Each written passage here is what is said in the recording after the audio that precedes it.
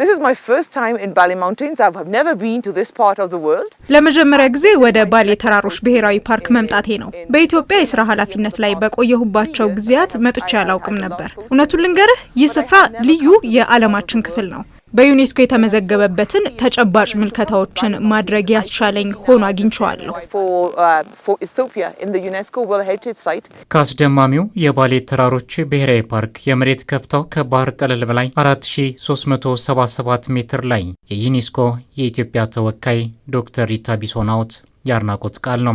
የኢትዮጵያ የተፈጥሮና ሰው ሰራሽ ሀብቶች ትኩረት የሚስቡ መሆናቸውን ዛሬም ይቀጥለዋል። በዩኔስኮ የዓለም ቅርስነት የተመዘገቡ ብሔራዊ ፓርኮች መካከል የሆነው የባሌ ተራሮች ብሔራዊ ፓርክ አንደኛው ነው።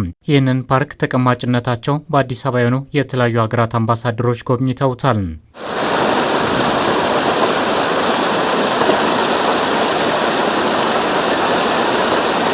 አምባሳደሮችና ከዓለም አቀፍ ድርጅቶች የተወከሉ ልዑካን የባሌ ተራሮች ብሔራዊ ፓርክ የኢትዮጵያን እምቅ የቱሪዝም አቅም ማየት የቻሉበት አጋጣሚ እንደፈጠረላቸው ያነሳሉ። በቅድሚያ ኢትዮጵያ አስደማሚ የሆነ መልክዓ ምድራዊ አቀማመጥ ያላት መሆኑን ተመልክቻለሁ።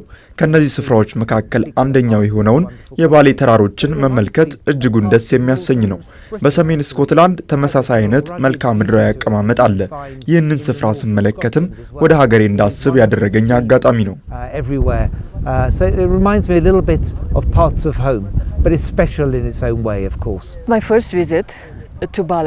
ወደ ባሌ ስመጣ ይህ የመጀመሪያ ነው። መልክዓ ምድሩ የሚገርም ነው። ኒያላ ይቻል አውቅም ነበር። እዚህ መመልከት ችያለሁ። መሰል ስፍራዎችን በሌሎች ሀገራት የመመልከት እድል ነበረኝ። የኢትዮጵያ የተለየና አስደማሚ ከመሆኑ ባለፈ ሰፊ ሀገር ናት። መንግስት የቱሪዝም ተደራሽነትን ለማሻሻል እያደረገ ያለው እንቅስቃሴ የሚበረታታ መሆኑን ያነሱት አምባሳደሮቹ የሀገርን መልካም ገጽታ ለመገንባት ቱሪዝም ከፍተኛ ጠቀሜታ እንዳለው ነው ያነሱት።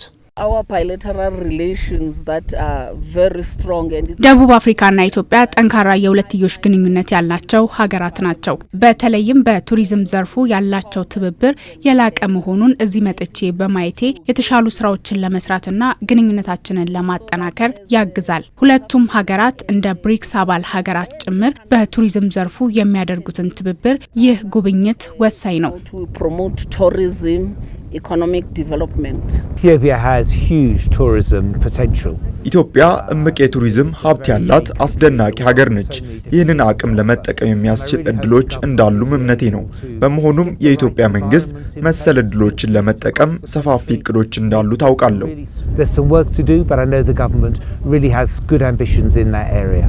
ጉብኝቱ የቱሪዝም ሚኒስቴር ከዩኔስኮ ጋር በመተባበር ሲያከናውነው የባሌ ተራሮች ብሔራዊ ፓርክ በሚገባ ለዓለም አቀፉ ማህበረሰብ ለማስተዋወቅ አጋዥ መሆኑም ተመላክቷል።